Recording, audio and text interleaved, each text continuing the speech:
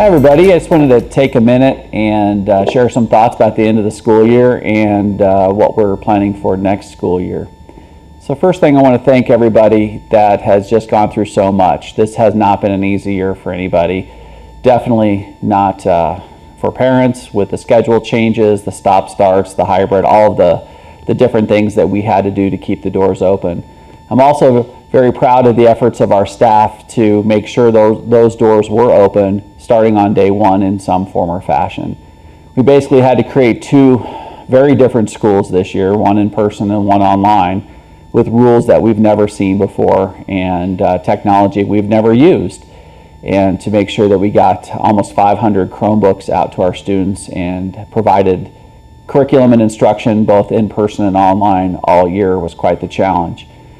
I know also it was difficult to respond to different ways of pick up and drop off, respond to different rules about how school was conducted, and obviously the isolation and quarantine that we had to administer for classes that had to go home from health department rules were all a challenge. And I just want to take a few moments and thank everybody for their efforts. It's not an easy thing to do, and none of us expected to do this a year ago. At this point in the school year, we are already starting to look at what's next. And I think the first thing I'd like to share is that starting on June 1, we're having summer school for about 80 kids, and that'll be our first chance to really have 100% in-person instruction again for the school. It'll be our chance to rebuild schedules and plan events. There are a lot of things that we had to change and miss out on this year. I'm here at the expo, and this room was vacant for most of the year. One of our proudest programs for hands-on learning. We spent several years putting this program together and building this facility, and not being able to use it was heartbreaking.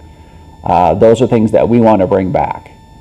It's not just bringing back normalcy, because we've tried to have a normal school, an island of calm in a sea of crazy town, and make sure that kids did not have to experience more stress than they already had in the outside world, and have this a calming place. But we had to do things like give up expo, have PE outside, have art and music in the classroom in order to maintain social distancing and keep staff and students safe. And we've managed to do that this year, but that's not how we want to conduct school next year.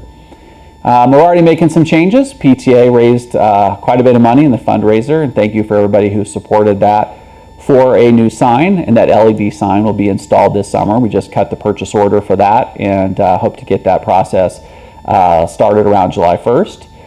We're also looking at redesigning our schedules to have students go to art, music, PE, expo, Spanish, all those programs outside of their classroom, and have lunch and